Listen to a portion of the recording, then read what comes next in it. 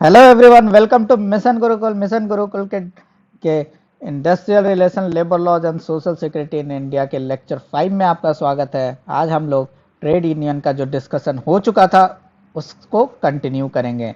तो शुरू करने से पहले मैं ये बता देना चाहता हूँ कि रेफरेंस के लिए हम लोग ये सारे बुक्स को रेफ़र करते हैं और साथ ही साथ इनमें से जो रेलेवेंट जो न्यूज़ होते हैं, जो कीवर्ड्स होते हैं, जो भी पैराग्राफ्स होते हैं, जो थ्योरीज होते हैं, वो सारे एक्सट्रैक्ट कर लेते हैं और उसको एक कंपाइल करके बहुत ही छोटे और बहुत ही कंपाइल्ड फॉर्मेट में आपको देते हैं।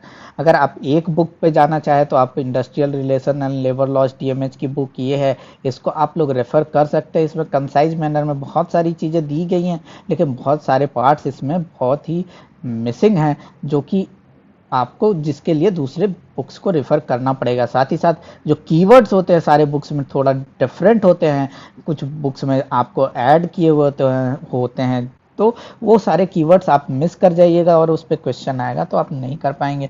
तो प्रेफरेंस यही रहना चाहिए कि हम लोग सारे कीवर्ड्स सारे जगह से आपको पता होने चाहिए, या तो आप टेस्ट सीरीज के थ्रू वो पता कर ले या फिर आप पढ़ के पता कर ले। तो ये सारी चीज़ें नहीं करना चाहते तो हमारे लेक्चर को फॉलो करते रहिए। हम लोग सारा वो क्वेश्चन के थ्रू या फिर कंसेप्ट बता के वो सारी चीज़ें क्लियर करते ही हैं।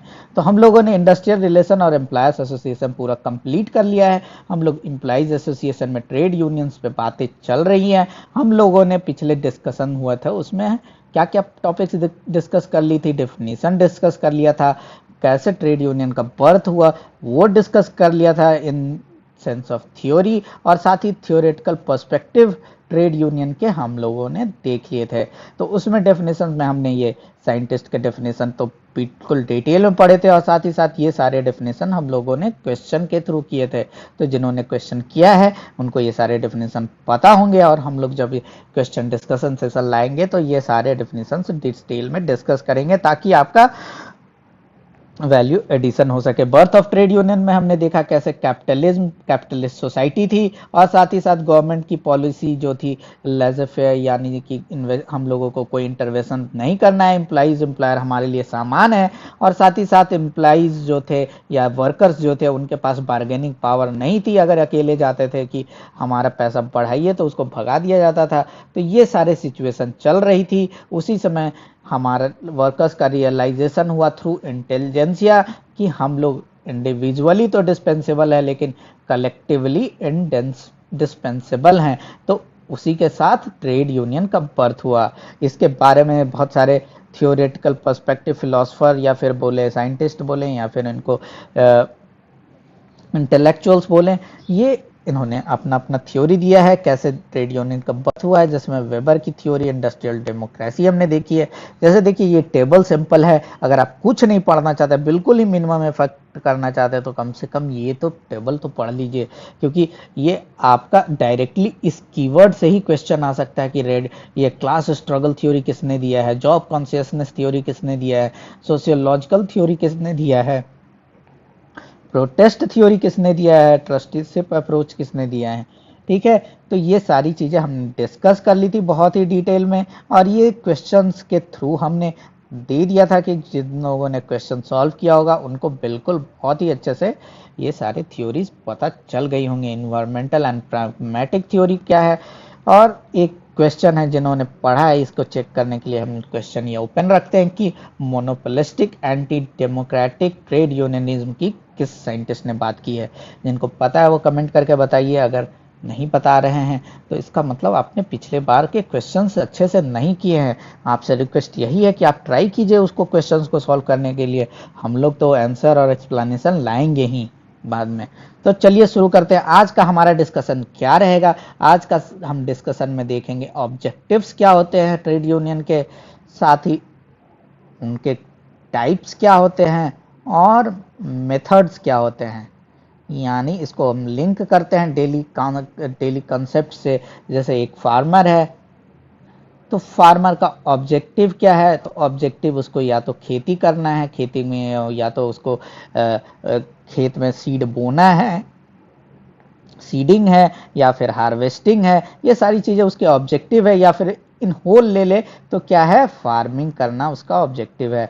डिफरेंट टाइप के फार्मर हो सकते हैं, बहुत बड़े बड़े फार्मर हो सकते हैं, स्मॉल एंड मार्जिनल। उसको फार्मर्स को बहुत ही डिफरेंट तरीके से भी डिवाइड किया जा सकता है, बहुत सी टाइप से डिवाइड किया जा सकता है, स्मॉल एंड मार्जिनल फार्मर और या फिर बिगर फार्मर, मीडियम फार्मर। तो ये सारे आपके लैंड होल्डिंग पे डिवीजन है। और साथ ही मेथड क्या है इनका, तो या तो ये मैनुअल लेबर यूज करते हैं या फिर मशीन का यूज करते हैं। ये सारे आपके मेथड हो गए टू अचीव इट्स ऑब्जेक्टिव। उसी तरह से अगर हम ट्रेड यूनियन देखें तो ट्रेड यूनियन का ऑब्जेक्टिव क्या है, किस तरह से हम लोग ट्रेड यूनियन को डिवाइड कर सकते हैं और मेथड क्या क्या मेथड यूज करके ये डिफरेंट टाइप का ट्रेड यूनियंस है वो अपना ऑब्जेक्टिव पूरा करते हैं।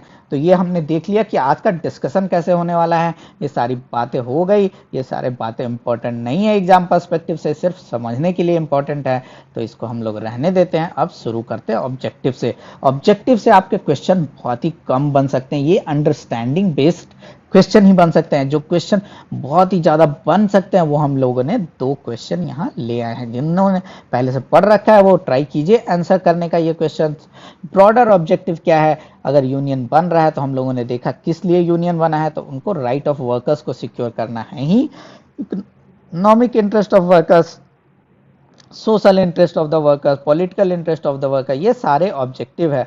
Participation in the management, insurance, insuring welfare of the workers and their family, सिर्फ वर्कर नहीं उनके फैमिलीज का भी वेलफेयर देखना है। साथ ही एक ये इंपॉर्टेंट पॉइंट है क्योंकि ये हमारे जो first national commission of labour है उन्होंने बोला कि सिर्फ ये सारे ऑब्जेक्टिव नहीं है, सिर्फ एम्प्लॉयर एम्प्लॉइज की बात कर रहे हो आप लोग, आपको हमारे जो पॉलिसी फॉर्मुलेशन है उसमें भी हिस्सा लेना है और साथ ही साथ ऐसे पॉलिसी बनानी है जिससे कि नेशन का डेवलपमेंट हो सके।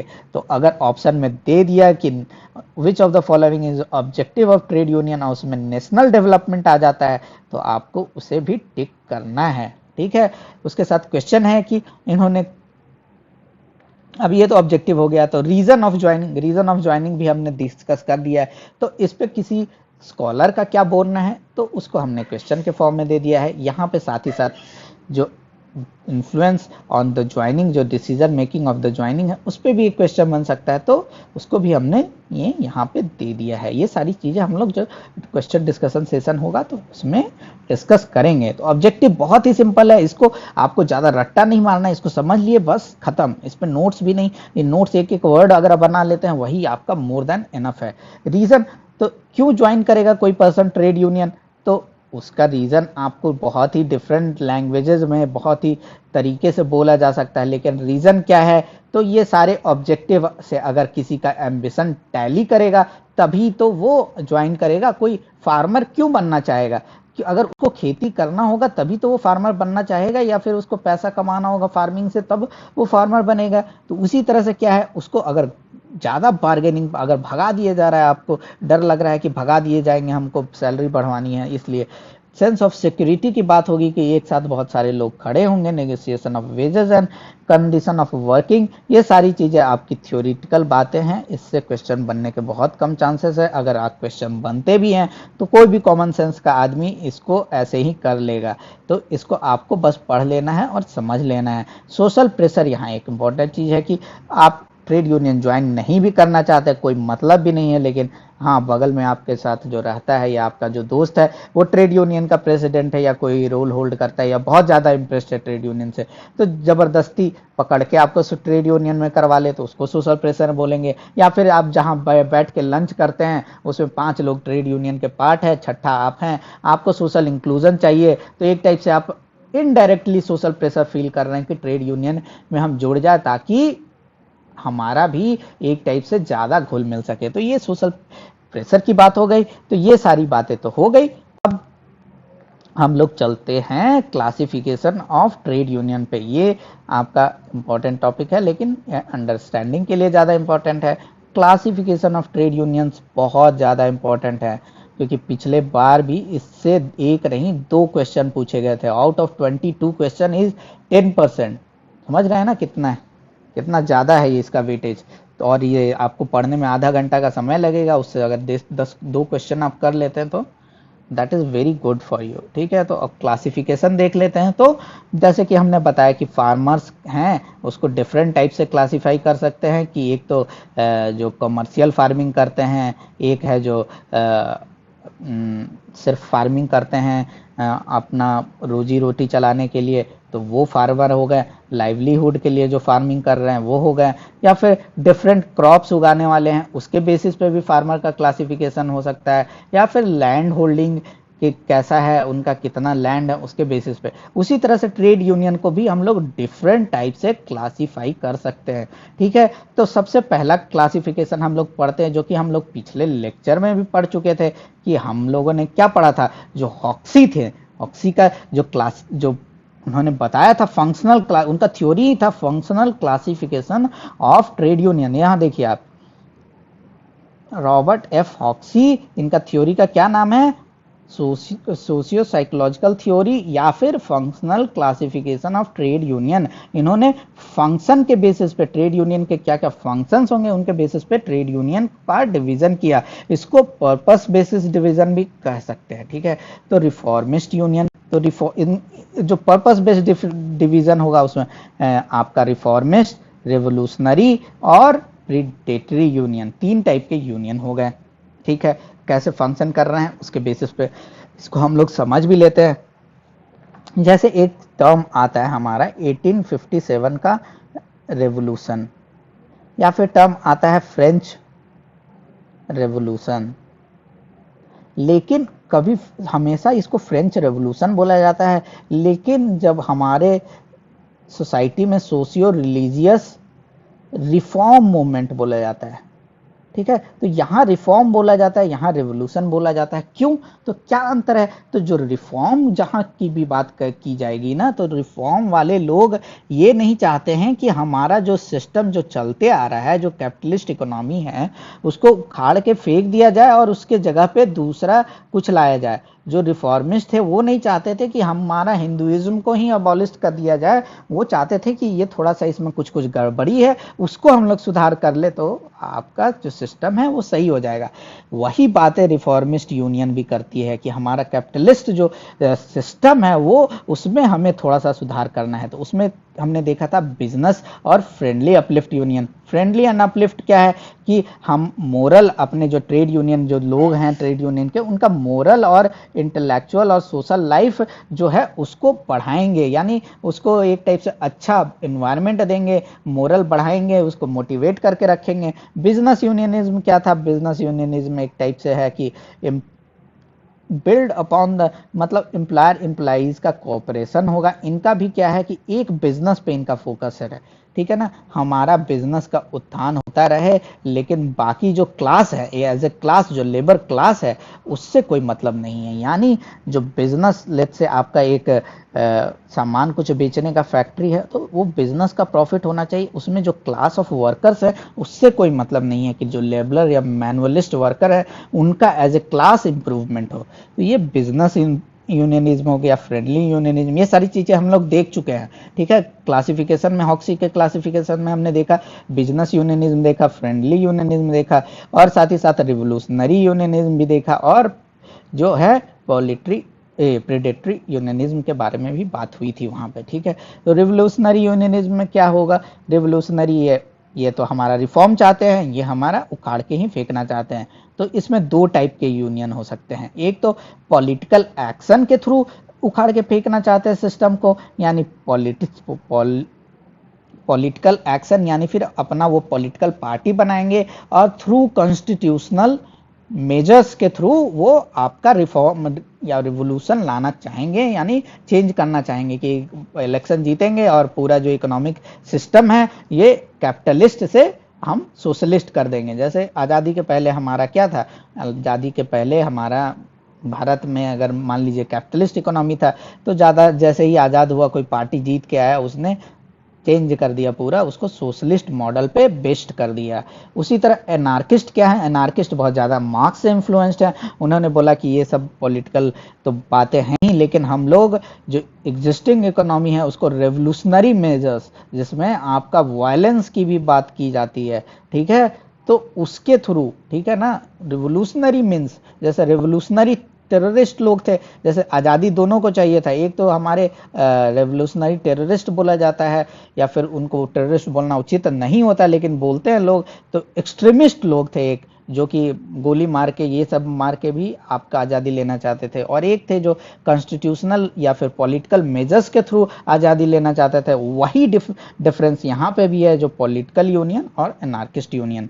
उसके बाद आती है प्रेडेटरी यूनियन। यहाँ देखते जाइए, यहाँ जो कीवर्ड्स जो मैंने अंडरलाइन कर हाईलाइट कर रखे हैं ये सारे इंपॉर्टेंट हैं, इन पे डायरेक्टली क्वेश्चन आपको पूछा जा सकता है किसी भी फॉर्म में, तो इसको आपको मिस करना ही नहीं है। अब चलते हैं प्रेडेटरी यूनियन। प्रेडेटरी इनका है कि हमें किसी भी मेथड से हमको आप अपना जो ऑब्जेक्टिव है ये मेथड कुछ भी हो हमारा, उससे कोई फर्क नहीं पड़ता है, लेकिन जो ट्रेड यूनियन के हमने ऑब्जेक्टिव डिस्कस किए, ये इनमें से जो भी ऑब्जेक्टिव है कोई भी मेथड यूज करके हमको उस मेथड को अचीव कर लेना है, तो उसको क्या बोलेंगे, प्रेडेटरी यूनियन। ठीक है, तो इनका फोकस क्या है, ऑब्जेक्टिव पे फोकस है, और मेथड क्या है, कुछ भी मेथड यूज कर सकते हैं। उसमें दो टाइप के यूनियन हो सकते हैं, एक तो hold up union. Hold up union क्या हुआ कि जैसे एक कंपनी है, ठीक है, वहां employer as a general term management को भी बोला जाता है, लेट्स से कि आपके बॉस है, ठीक है, और आप एम्प्लाइज हैं, दोनों मिल के, अगर एक पीएसयू है तो दोनों मिल के स्ट्राइक कर दिए, घेराबंदी कर दिए कि हमको जो है हमारे जो कंपनी है उसमें एक टीवी तो लगना चाहिए, बिना टीवी का काम चल नहीं रहा है, तो वो होल्ड अप कर दिए। इनका ऑब्जेक्टिव क्या है, टीवी लगवाना, या फिर लेबर वेलफेयर का वो पार्ट हो गया आपका, एंटरटेनमेंट या फिर लीजर, तो वो एक हम लोग लेबर वेलफेयर पढ़ेंगे, तो वो ऑब्जेक्टिव वो है। उसमें क्या हुआ, एम्प्लायर और एम्प्लॉइज दोनों मिलके जो है दोनों अबाइड नहीं कर रहे हैं प्रिंसिपल को, हाँ, दोनों या तो लेट आ रहे हैं, दोनों आराम से मस्ती कर रहे हैं, लेकिन किस लिए, own benefit without concern of the outsider. ठीक है, एक तो ये बातें हमने एक एग्जांपल देख लिया। दूसरा एग्जांपल इसका कैसा हो सकता है कि एक कंपनी है, ठीक है, इसका काम क्या है, इसका काम है कुछ केमिकल प्रोड्यूस करना, ठीक है, अभी रिसेंट एग्जांपल से इसको लिंक कर सकते हैं। जो एम्प्लायर है उनको भी प्रॉफिट चाहिए, बहुत पैसा कमाना है, एम्प्लॉइज है इनको भी चाहिए कि बहुत पैसा कमाना है हमको, तो केमिकल बनता रहे। इसमें अगर हम लोग इसका जो गार्बेज था, केमिकल का जो आउटपुट था, वो अगर हम लोग अच्छे से थ्रू मेथड डिस्पोजल करेंगे तो क्या होगा, प्रॉफिट रिड्यूस हो जाएगा, उसमें एम्प्लायर का भी नुकसान होगा, एम्प्लॉइज का भी नुकसान होगा। तो दोनों ने मिलकर समझौता कर लिया कि हमें प्रॉफिट ज़्यादा चाहिए, आपको भी पैसा ज़्यादा चाहिए, हमको भी पैसा चाहिए, ज़्यादा चाहिए, तो क्या करते हैं, ये जो बगल में नदी बह रही है वहीं हम लोग गार्बेज डंप कर देंगे। ठीक है, तो क्या हुआ, इसमें दोनों ने मिलके अपने बेनिफिट के लिए क्या किया है, प्रिंसिपल को कंप्रोमाइज कर दिया है। आउटसाइडर जो बाहर के लोग हैं, जो नदी से पानी पी रहे हैं, जो एनिमल्स हैं, उनको तो नुकसान हो रहा है। तो ये किस टाइप का यूनियनिज्म हो गया, आपका होल्ड अप यूनियनिज्म हो गया। अब चलते हैं गुरिल्ला यूनियनिज्म। गुरिल्ला यूनियनिज्म में सिर्फ एम्प्लॉइज की बात की गई है कि ये एम्प्लायर के अगेंस्ट वर्क करते हैं, हाँ, और गुरिल्ला वॉरफेयर भी आपने पढ़ा होगा, तो उससे आप इसको लिंक कर सकते हैं। ये वायलेंस और सीक्रेट मेथड यूज करते हैं, पता चला उनको पता नहीं है कि ये यूनियन में कौन बदमाश आदमी है, लेकिन वो डायरेक्टली अगर एम्प्लॉयर ने कुछ गलत डिसीजन लिया तो उसको पढ़ के कहीं पीट दिए। ठीक है, एक टाइप से उससे आपको लिंक कर सकते हैं, लेकिन ऐसा लिखना नहीं होता है, ये सब समझने की बातें होती है। और समझने के लिए यहाँ पे गुरिल्ला यूनियनिज्म में आपको ये सेंटेंस ही पढ़ना है, अगर कहीं एग्जाम में आएगा तो ऐसे ही तब वर्ड्स में लिखना है कि the that works against the employers and are controlled by a boss।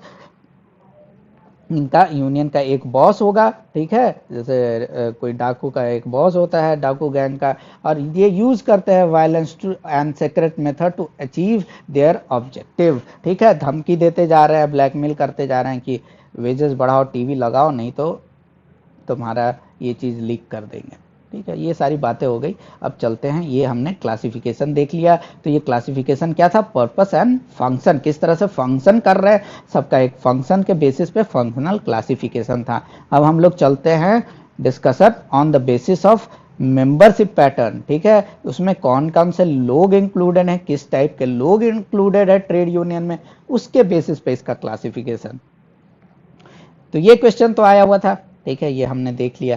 Membership pattern पे जो क्राफ्ट यूनियन, ऑक्यूपेशनल यूनियन, इस पे भी आप देखिएगा कि क्वेश्चन आया हुआ है, जनरल यूनियन के बारे में आपका क्वेश्चन पूछा जा चुका है। और जो नेक्स्ट उसके बाद हम लोग देखेंगे बेस्ड ऑन मैनेजमेंट एग्रीमेंट, इस पे भी आप देखेंगे कि इस पे भी क्वेश्चन पूछा जा चुका है।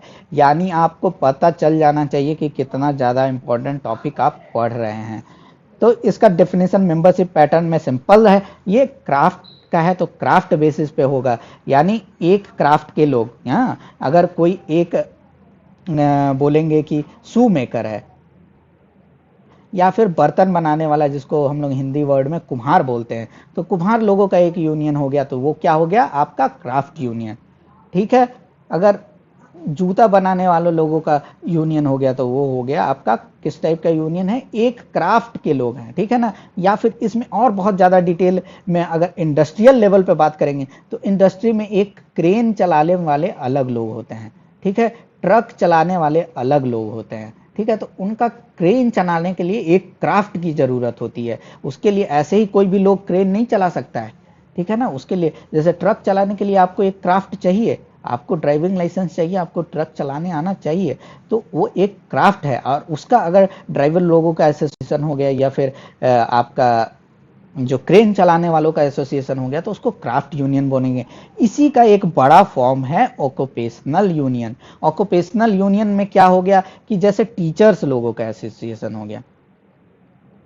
ठीक है, तो ये एक ऑक्यूपेशन है, टीचर एक ऑक्यूपेशन है। इसमें बहुत सारे क्राफ्ट हो सकते हैं। हो सकता है कि एक सिर्फ मैथ्स का टीचर है, तो मैथ्स के टीचर का जो यूनियन होगा एक क्राफ्ट यूनियन होगा, और जो टीचर्स के यूनियन हो गए वो एक ऑक्यूपेशनल यूनियन हो गए। लेकिन ये दोनों टर्म इंटरचेंजेबली भी यूज किया जाता है, तो आप दोनों को भी एक क्राफ्ट यूनियन बोल सकते हैं एज इन जनरल टर्म। ठीक है, तो ये क्राफ्ट यूनियन हो गए। इसका डिफिनेशन एक बार पढ़ लेते हैं। ये सबसे अर्लीस्ट फॉर्म का है और इसमें क्या है, प्योरली इंटरेस्ट ऑफ द इसका मेंबर, जो स्पेशल क्राफ्ट के जो लोग हैं उसके इंटरेस्ट पे बेस्ड है। ठीक है, इसका एक एग्जाम्पल देख लेते हैं, जैसे कि इंडियन पायलट गिल्ड। ठीक है ना, पायलट लोगों का जो एसोसिएशन है उसको बोलेंगे आपका क्राफ्ट यूनियन, यानी इंडियन पायलट एसोसिएशन एक एग्जाम्पल है। ठीक है, अब ऑक्यूपेशनल यूनियंस इसमें टीचर्स या फिर इंजीनियर्स, इंजीनियर्स भी बहुत टाइप के इंजीनियर्स हो सकते हैं ना, हो सकता है सिविल इंजीनियर हो या फिर केमिकल इंजीनियर हो, तो ये सारे क्राफ्ट हो गए। और ये जो इंजीनियर्स एसोसिएशन हो गया वो ऑक्यूपेशनल यूनियन हो गया। समझे, डॉक्टर्स में भी वैसे ही हो सकता है, एक सर्जन के एसोसिएशन हो गया, एक आपका डेंटिस्ट लोगों का एसोसिएशन, हालांकि डेंटिस्ट लोगों को बोला नहीं जाता है डॉक्टर्स, लेकिन फिजिशियन लोगों का एसोसिएशन हो गया, तो एक टाइप से वही बातें हैं, आप समझ सकते हैं। इंडस्ट्रियल यूनियन क्या हो गया, नाम सजेस्ट कर रहा है कि एक पार्टिकुलर इंडस्ट्री के जो लोग हैं उन्हीं का यूनियन होगा, तो ये आपका इंडस्ट्रियल यूनियन होगा। इसमें कीवर्ड्स क्या हो सकते हैं, इंपॉर्टेंट चीज़ है कि मेजॉरिटी ऑफ जो ट्रेड यूनियंस हैं, majority of trade unions of India वो इंडस्ट्रियल यूनियन है। ठीक है, वहीं ये जो क्राफ्ट यूनियन है ये अर्लीस्ट फॉर्म के हैं और ये ज़्यादा इनका पकड़ भी होता है। ये जब हम लोग इसका बीच में डिफरेंस भी बहुत होता है तो वो डिस्कस करना इस एग्ज़ाम के लिए रेलेवेंट नहीं होगा, लेकिन हम लोग सप्लीमेंट्री नोट्स में इन दोनों में अंतर क्या है, किसका ज़्यादा बेनिफिट, किसका पॉजिटिव क्या है, किसका नेगेटिव क्या है, वो सब सप्लीमेंट्री नोट्स में हम लोग प्रोवाइड करा देंगे आपको।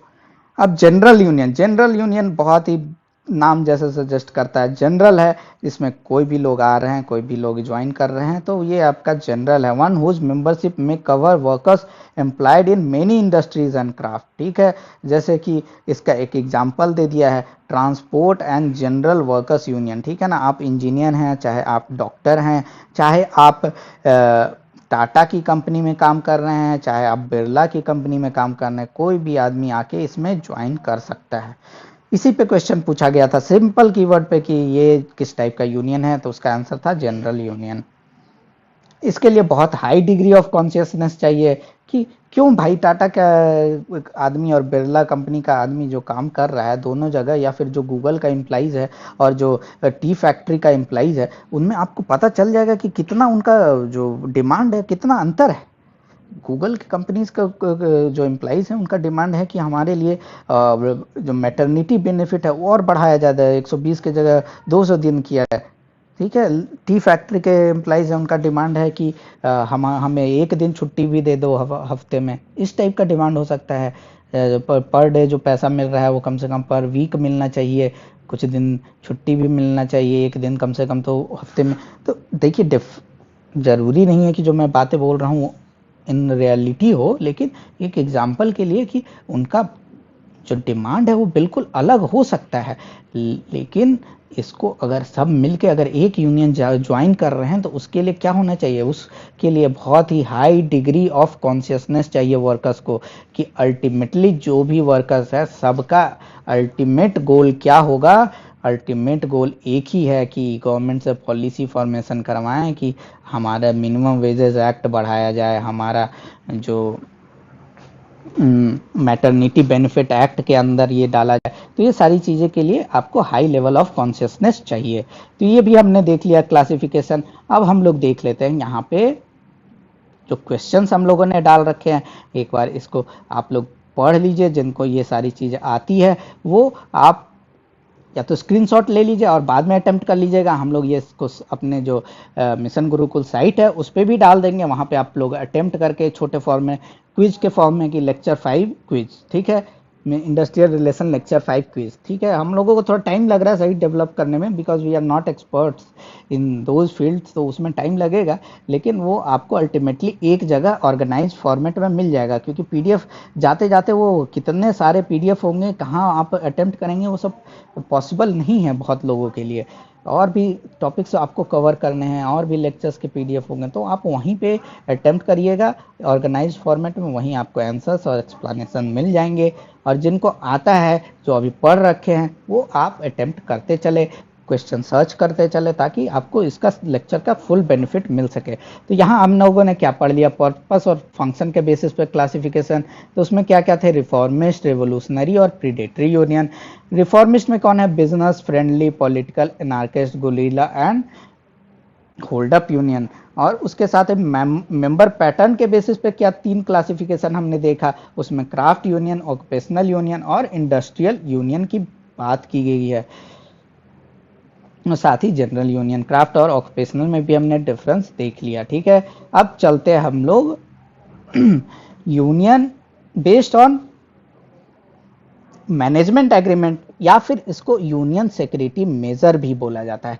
क्यों बोला जाता है यूनियन सिक्योरिटी मेजर, वो हम लोग जब इसका बारे में पढ़ेंगे तो आपको बिल्कुल क्लियर हो जाएगा। जैसे बहुत जगह यूनियन और मैनेजमेंट के बीच में एग्रीमेंट होता है, जैसे स्ट्राइक कर रखा है, मैनेजमेंट ने एग्रीमेंट किया, ठीक है, तो उसके बेसिस पे भी यूनियन को हम लोग क्लासीफाई कर सकते हैं।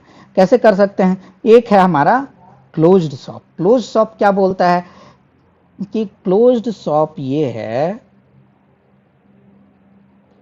कि यहाँ पे ये हाईएस्ट डिग्री है, इसमें highest degree of trade union बोल सकते हैं कि इसमें trade unions as a employer behave कर रहा है, कि जो भी आपका एम्प्लॉयमेंट होगा, जो भी एम्प्लॉइज होंगे, उनको आपका ट्रेड यूनियन का पार्ट होना ही पड़ेगा, तभी उसको नौकरी मिलेगी। समझ रहे हैं बात, अगर ट्रेड यूनियन का पार्ट नहीं है तो उसको नौकरी नहीं मिलेगी। यानी जो रिक्रूटमेंट कर रहा है वो एक टाइप से ट्रेड यूनियन कर रहा है इंस्टेड ऑफ एम्प्लॉयर, ठीक है। ये हाईएस्ट डिग्री हो गया, इसमें ट्रेड यूनियन का सबसे ज्यादा रोल।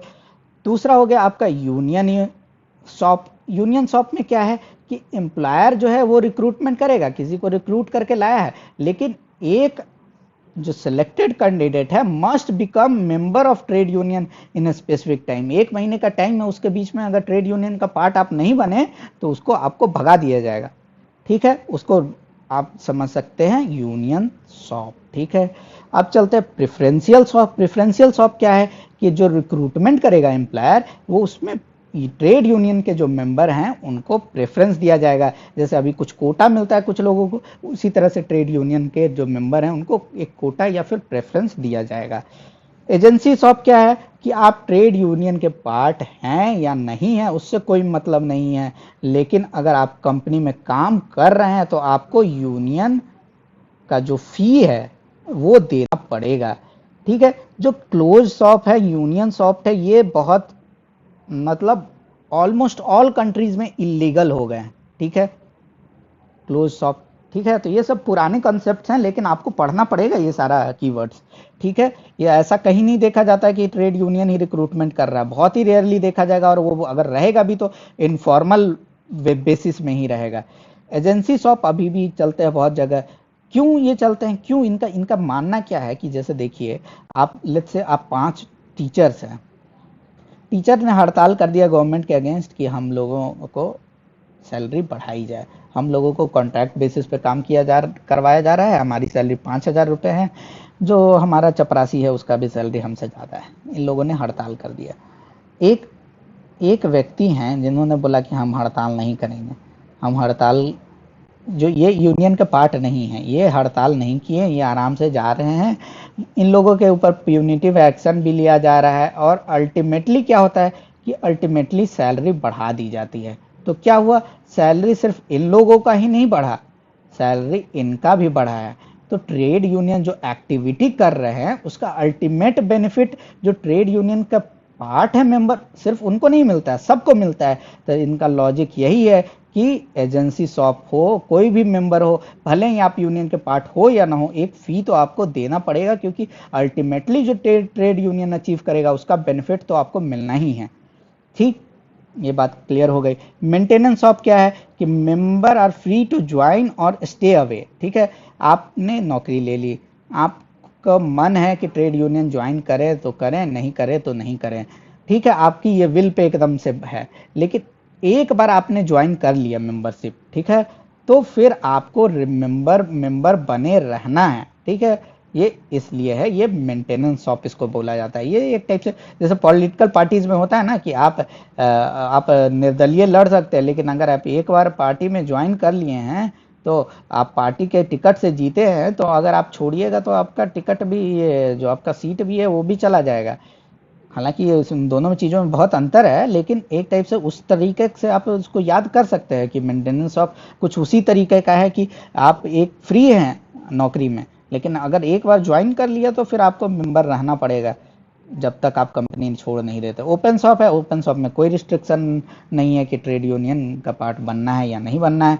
ये ज़्यादातर आपको आईटी कंपनीज में देखते हैं, कोई ट्रेड यूनियन है भी तो ज्वाइन करना है नहीं करना है, वो उस पर डिपेंड करता है। तो हम लोगों ने क्या देख लिया, ऑब्जेक्टिव क्या था,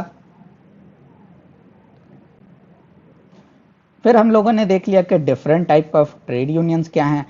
अब ये जो ट्रेड यूनियन क्या मेथड यूज करते हैं अपना दिस ऑब्जेक्टिव को अचीव करने के लिए, उसको अब हम पढ़ेंगे मेथड्स ऑफ ट्रेड यूनियन में। ठीक है, तो इसमें 4 मेथड की बात की गई है, mutual insurance, collective bargain, legal enactment और डायरेक्ट एक्शन। ठीक है, बहुत ही सिंपल टर्म है, लेकिन इन पे आपको डायरेक्टली क्वेश्चन पूछा जा सकता है। जैसे एक क्वेश्चन तो हम लोगों ने वेब की थ्योरी पढ़ी थी, उसमें बताइए कि वेब ने इन चारों में से किन 3 का बात किया था या फिर किसका बात नहीं किया था, उसको आप टिक करके कमेंट करके बताइए। जिन लोगों ने अच्छे से पढ़ रखा है वो तो जरूर जल्दी से बता देंगे, और अगर नहीं बता रहे हैं तो इसका मतलब आपने नोट्स नहीं बनाया है और रिवाइज नहीं किया है, और वही 2 फैक्टर है जिससे आपके मार्क्स आएंगे। सिर्फ लेक्चर सुन लेने से या पढ़ लेने से मार्क्स नहीं आते हैं, आपको रिवाइज करना पड़ेगा अगर आपको मार्क्स और लाने हैं और क्वेश्चन सॉल्व करने हैं। चलिए, म्यूचुअल इंश्योरेंस की बात होती है तो म्यूचुअल इंश्योरेंस एक टाइप से बहुत ही पुराना कंसेप्ट है या फिर पुरानी चीज़ें हैं। जैसे पहले जो ट्रेड यूनियन का पार्ट जो होते थे, जैसे लेट्स से इन लोगों ने ट्रेड यूनियन बना लिया, और साथ ही साथ ग्रुप इंश्योरेंस का आप बात सुनते होंगे। ठीक है, तो जो ट्रेड यूनियन के पार्ट है उनका एक ग्रुप इंश्योरेंस कर दिया, उसी से नाम इनका आया है म्यूचुअल इंश्योरेंस।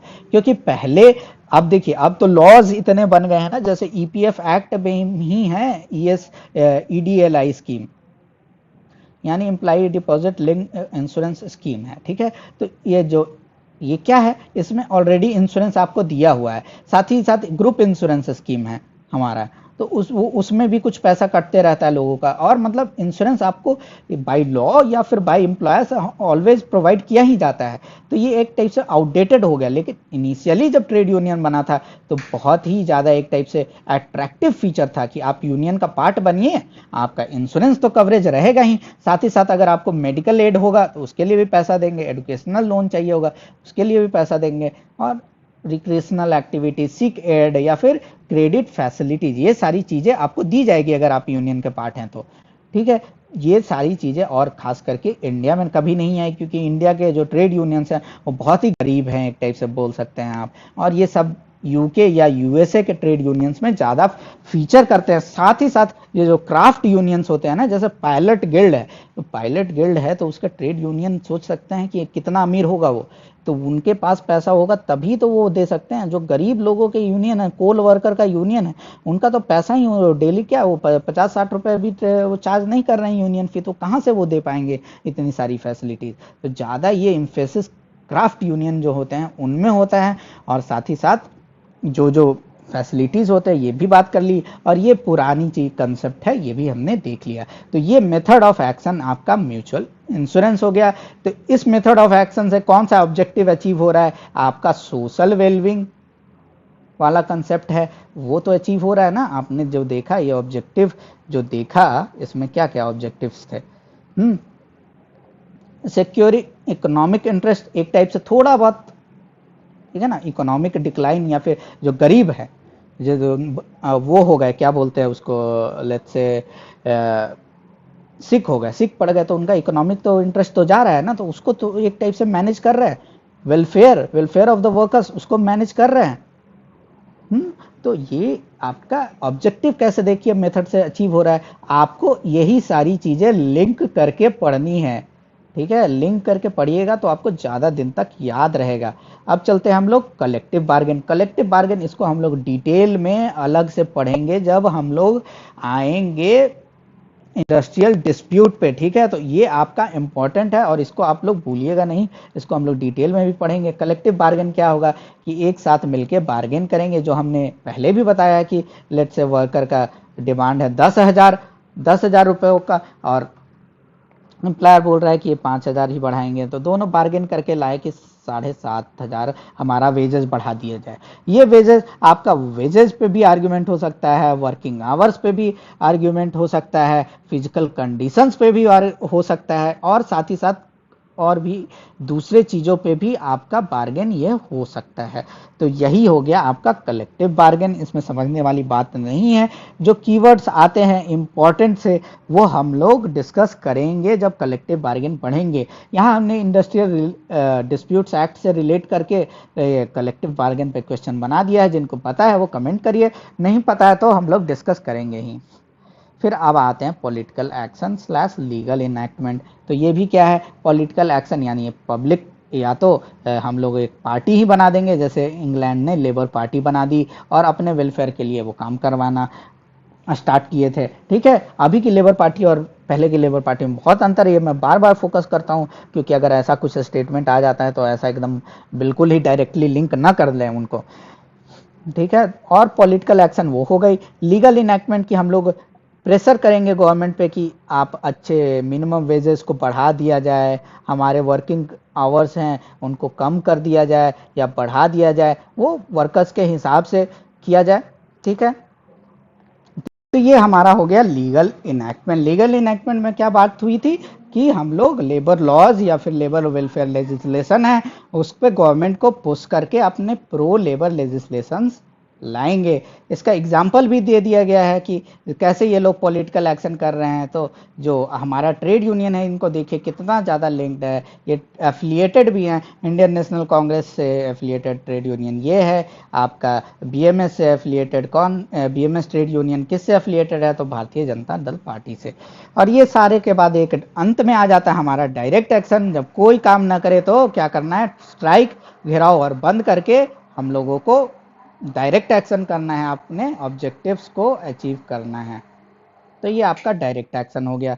तो अब हम लोगों का जो आज का टॉपिक्स था ये सारा आज खत्म हो गया। हम लोगों ने इसमें क्या क्या देख लिए, मेथड्स देख लिए, ऑब्जेक्टिव सबसे पहले देखे हमने, मेथड्स देख लिए, और साथ ही साथ ट्रेड यूनियंस के टाइप्स देख लिए।